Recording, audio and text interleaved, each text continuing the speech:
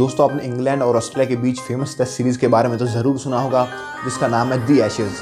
और इसी तरीके की टेस्ट सीरीज़ होती है इंडिया और ऑस्ट्रेलिया के बीच में बॉर्डर गावस्कर ट्रॉफी, जो अभी कुछ दिनों में स्टार्ट होने वाली है।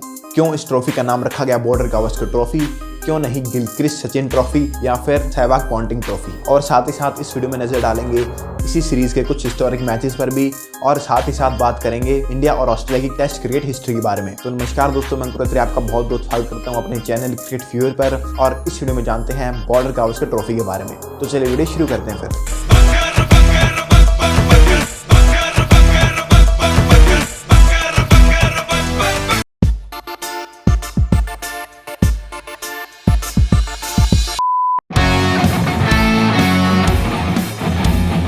दोस्तों, सबसे पहले जानते हैं इंडिया और ऑस्ट्रेलिया के बीच कितनी पुरानी राइवलरी है, कैसी क्या कुछ राइवलरी रही है इंडिया और ऑस्ट्रेलिया की। इंडिया ने आज़ादी के बाद यानी कि 1947 में दूसरी कंट्रीज में जाना शुरू कर दिया था, दूसरी कंट्रीज में टूर करना शुरू कर दिया था, और यहाँ तक कि ऑस्ट्रेलिया पहली कंट्री थी जहाँ पर इंडिया ने अपना पहला टूर किया 1947 के बाद। 1947 से लेकर 1996 तक यानी कि बॉर्डर गावस्कर ट्रॉफी शुरू होने से पहले इंडिया ने ऑस्ट्रेलिया के साथ 50 टेस्ट मैचेज खेले। उनमें इंडिया का परफॉर्मेंस कुछ खास नहीं था। ऑस्ट्रेलिया ने जीते थे 24 और इंडिया 8 जीत पाई थी। एक टेस्ट मैच टाई हुआ और 17 टेस्ट मैचेस ड्रॉ हुए। और अगर सीरीज की बात करें तो इंडिया ने सिर्फ एक ही सीरीज जीती थी, और वो भी 1979 में। ये वो टाइम था जब इंडियन क्रिकेट को कुछ खास नजरिए से नहीं देखा जाता था, इंडियन क्रिकेट की इतनी रिस्पेक्ट नहीं करी जाती थी। अगर आज के टाइम के साथ कंपेयर करूं तो आज की अफगानिस्तान की टीम बहुत ज़्यादा बेहतर थी उस टाइम की इंडियन टीम के साथ। अगर कुछ प्लेयर्स पर नजर डाले तो लाला अमरनाथ कैप्टन थे, विजय हजारे, विनु मानकड़, बिशन बेदी और सुनील गावस्कर जैसे लेजेंड से उस टीम में। बस कमी थी तो वो थी एक मोटिवेशन की, एक मकसद की, जो मिला 1983 में। 1983 में इंडिया ने वर्ल्ड कप जीता। उसके बाद से इंडियन क्रिकेट की रेस्पेक्ट की जाने लगी और इंडियन क्रिकेट को एक बेहतर नजरिए से देखे जाने लगा, और उसके बाद शुरू हुई बॉर्डर गावस्कर ट्रॉफी। तो चलिए बढ़ते हैं बॉर्डर गावस्कर सीरीज की तरफ। तो ये टाइम था 1990s का, जब इंडिया वर्ल्ड कप जीत चुका था और इंडियन क्रिकेट की रेस्पेक्ट की जाती थी, इंडियन क्रिकेट को एक अच्छे नज़रिए से देखा जाता था। उस टाइम पे 1996 में एक स्पेशल सीरीज़ की अनाउंसमेंट हुई जिसका नाम था border Gavaskar trophy, border Gavaskar series. आइए सबसे पहले जानते हैं क्यों रखा गया इस सीरीज़ का नाम बॉर्डर गावस्कर सीरीज़। दोस्तों, इस सीरीज़ का नाम इंडिया और ऑस्ट्रेलिया के दो महान बल्लेबाजों के नाम पर रखा गया, इंडिया के सुनील गावस्कर और ऑस्ट्रेलिया के एलन बॉर्डर। दोनों ही अपनी टीम्स के फॉर्मर कैप्टन रह चुके हैं, और दोनों ही बैट्समैन पहले और दूसरे नंबर के बल्लेबाज हैं जिन्होंने टेस्ट क्रिकेट में 10,000 रन बनाए हैं, जिन्होंने टेस्ट क्रिकेट में 10,000 रन का आंकड़ा छुआ है। दोस्तों, इस सीरीज की टफनेस का अंदाजा इस बात से लगाया जा सकता है कि दोनों ही टीम्स कितनी आतुर रहती हैं एक दूसरे को होम ग्राउंड पर हराने के लिए। हालांकि ये भी सच है कि ऑस्ट्रेलिया ने इंडिया में आकर सिर्फ एक ही सीरीज जीती है, और ये भी सच है कि इंडिया ने भी ऑस्ट्रेलिया में जाकर एक ही सीरीज जीती है। दोनों ही टीम्स को अपने होम ग्राउंड पर हराना मुश्किल ही नहीं, नामुमकिन है। दोस्तों, इस सीरीज की कंपटीशन का अंदाजा इस बात से भी लगाया जा सकता है वो टीम इंडिया ही थी जिसने ऑस्ट्रेलिया की 16 मैच की विन स्ट्रीक को तोड़ा था। यानी कि ऑस्ट्रेलिया लगातार 16 बार टेस्ट मैच जीत चुका था, और वो टीम इंडिया ही थी जिसने ऑस्ट्रेलिया को 17वां मैच जीतने से रोका।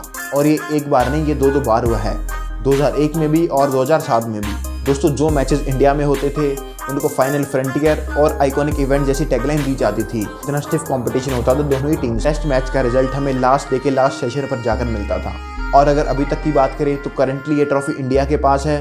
2017 में इंडिया ने इसे ऑस्ट्रेलिया से छीना था और 2018 में रिटेन किया था। अगर हाईएस्ट रन स्कोरर की बात करें तो वह सचिन रमेश तेंदुलकर। जी हाँ, सचिन रमेश तेंदुलकर इस सीरीज में हाईएस्ट रन स्कोरर हैं, और साथ ही साथ इंडिया के बॉलर अनिल कुंबले हैं मोस्ट सक्सेसफुल बॉलर। उन्होंने 20 मैचेस में लिए हैं 111 विकेट। और यहाँ तक कि इस सीरीज ने हमें कुछ महान खिलाड़ी भी दिए हैं, जैसे मैथ्यू हेडन, वीवीएस लक्ष्मण और हरभजन सिंह, जिनको इस सीरीज से पहले अंडर परफॉर्मिंग की कैटेगरी में रखा जाता था, बट इस सीरीज के बाद उनका नाम वर्ल्ड के टॉप क्रिकेटर्स में देखा जाने लगा।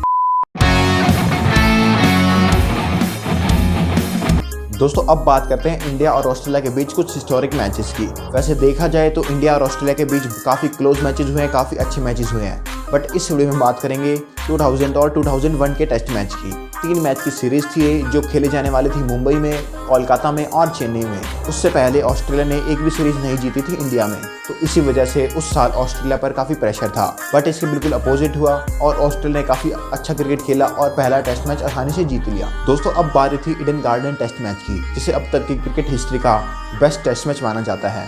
ऑस्ट्रेलिया ने टॉस जीतकर बल्लेबाजी चुनी और बोर्ड पर जड़ दिए 445 रन। इंडिया की तरफ से सबसे बेहतरीन बॉलिंग करी हरभजन सिंह ने।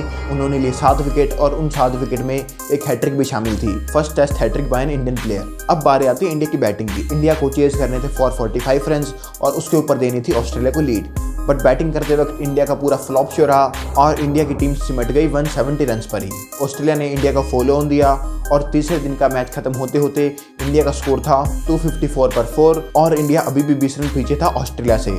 और इसके बाद ऑस्ट्रेलिया को दोबारा से बैटिंग करनी थी, तो सभी को लगा इस टेस्ट मैच को भी ऑस्ट्रेलिया आसानी से जीत लेगा और ये सीरीज भी जीत जाएगा। बट चौथे दिन वीवीएस लक्ष्मण ने और राहुल द्रविड़ ने एक ऐसा रिकॉर्ड सेट कर दिया जिसे आज तक कोई भी टीम नहीं तोड़ पाई है। चौथे दिन दोनों ही बल्लेबाजों ने पूरे दिन बैटिंग करी और एक भी विकेट नहीं गिरने दिया इंडियन टीम का। ऑस्ट्रेलियन फील्डर्स को बिल्कुल निचोड़ कर रख दिया और यहाँ तक कि विकेट लेने के लिए ऑस्ट्रेलिया ने 9 बॉलिंग चेंजेस किए।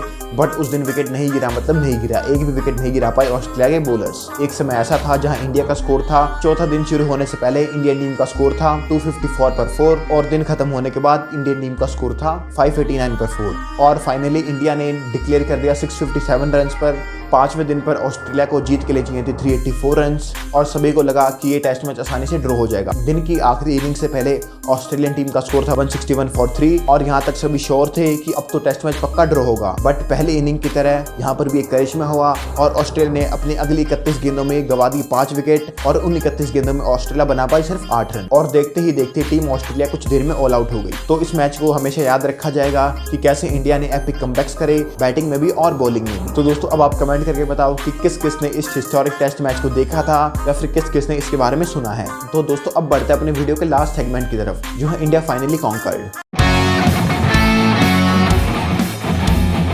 दोस्तों साल 2018 Indian tour of Australia series की बात तो बहुत दूर है। इंडिया ने ऑस्ट्रेलिया में 10 सालों के अंदर एक भी टेस्ट मैच नहीं जीता था। हालांकि एक सीरीज जरूर ड्रॉ हुई थी बट जीत की तलाश अभी भी थी। सभी का ये मानना था कि इंडिया के पास गोल्डन चांस है ये टेस्ट सीरीज जीतने का, क्योंकि ना ही खेल रहे थे स्टीव स्मिथ और ना ही खेल रहे थे डेविड वार्नर। दोनों को बॉल टेम्परिंग के चलते क्रिकेट से 1 साल के लिए बैन किया गया था। जैसा सबका मानना था बिल्कुल वैसा ही हुआ। इंडिया ने पहले टेस्ट मैच को बिल्कुल आसानी से जीत लिया और ये पहली जीत थी इंडिया की ऑस्ट्रेलियन धरती पर 10 सालों बाद। फिर शुरू होता सेकंड टेस्ट मैच। वहां पर नेथन लियोन और स्टार की गेंदबाजी की मदद से ऑस्ट्रेलिया जीत जाती है और उसके अगले ही टेस्ट मैच में आता है एक हिस्टोरिक मूवमेंट। मेलबर्न का टेस्ट मैच था। इंडिया ने बैटिंग करते वक्त बनाए 443 रन और बदले में ऑस्ट्रेलिया की टीम सिमट गई 137 रन पर और इंडिया ने दोबारा फॉलो ऑन दिया और ऑस्ट्रेलिया की टीम दोबारा सिमट गई 157 रन पर। इस मैच में हमें दिखा बुमराह का जलवा। उन्होंने कुल मिलाकर लिए 6 विकेट्स और इसी के साथ इंडिया फाइनली जीत चुकी थी ऑस्ट्रेलिया में कोई भी टेस्ट सीरीज। 2-1 से इंडिया इस टेस्ट सीरीज में आगे थी। पुजारा को मैन ऑफ द सीरीज का अवार्ड मिला। उन्होंने बनाए 521 रन। हालांकि कुछ लोगों का ये भी मानना था कि अगर स्टीव स्मिथ और डेविड वार्नर होते तो इंडिया का जीतना मुश्किल ही नहीं नामुमकिन था। हालांकि उन्हीं लोगों से मैं ये कहना चाहूंगा कि 17 दिसंबर से बॉर्डर गावस्कर ट्रॉफी दोबारा चालू है, तो वहीं पर दूध का दूध और पानी का पानी हो जाएगा।